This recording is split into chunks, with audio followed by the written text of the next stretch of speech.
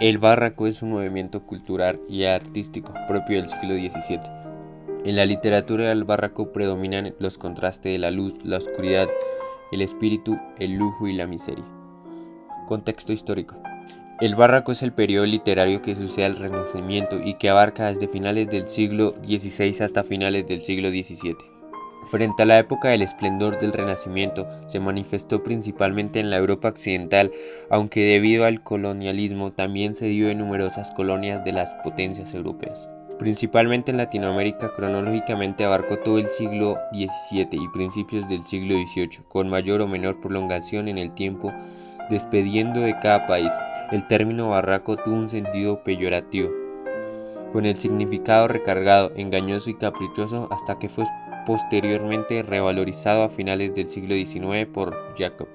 El barroco, según los historiadores, se divide en tres periodos: el primitivo, que va en 1580 a 1630, el maduro o pleno, que va en 1630 a 1680, y el tardío, que va de 1680 a 1750. Características. España comienza a perder su hegemonía en Europa y una fuerte crisis económica lleva a la población a la miseria y una malestar generalizando. Podemos decir que el barroco expresa la conciencia de una crisis visible en los agudos contrastes sociales. El hambre, la guerra, la miseria.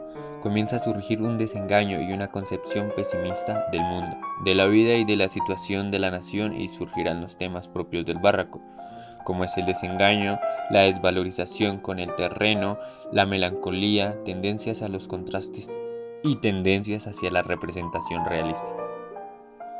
También se expresa una gran búsqueda sobre la complejidad en grandes aspectos. Los géneros que abarca la literatura barroca son la prosa, que se pueden ver la novela picaresca y cortesana, el ingenioso y daigo Don Quijote de la Mancha, la poesía, que es una producción abundante, lenguaje artificioso y complejo, soneto, el romance y también canciones con versos de artes menor. También el conceptismo y el culteranismo. El teatro, como la comedia, la tragedia, la sátira, el autosacramental y paisajes bíblicos, son distinción de estos estratos empleados en el barroco. Los temas: la muerte, el sentimiento amoroso vivido de forma desgarradora, la apariencia engañosa de las cosas, la teatralización. La vida es una representación teatral, según ellos, en la que Dios es el autor y los seres humanos los actores. Se había enfocada con el culteranismo, estilo literario del barroco o español, caracterizado por el uso de formas poéticas de difícil comprensión. También el conceptismo, caracterizado por el uso de formas poéticas basada en la asociación ingeniosa y rebuscada de conceptos. Autores y obras más importantes. Tenemos a Luis de Góngora y Argote. Tenemos la fábula de Polifemo, la Galeta, Los Soleadades en 1613, María de Sayas. Algunas de sus obras fueron Novelas amorosas y ejemplares en 1637, Novelas y saraos en 1647 y Desengaño amoroso en 1649.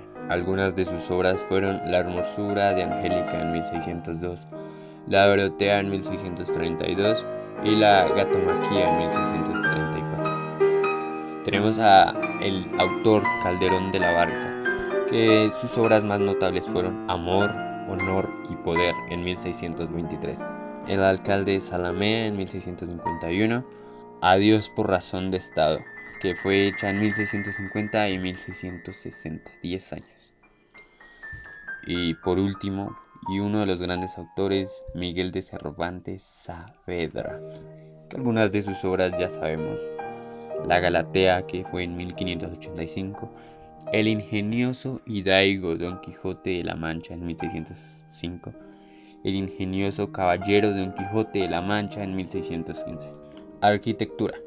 A finales del siglo XVIII, el término barroco pasó a formar parte del vocabulario de la crítica de arte, como una ética para definir el estilo artístico del siglo XVII, que muchos críticos rechazaron después como demasiado estrafalario y exótico.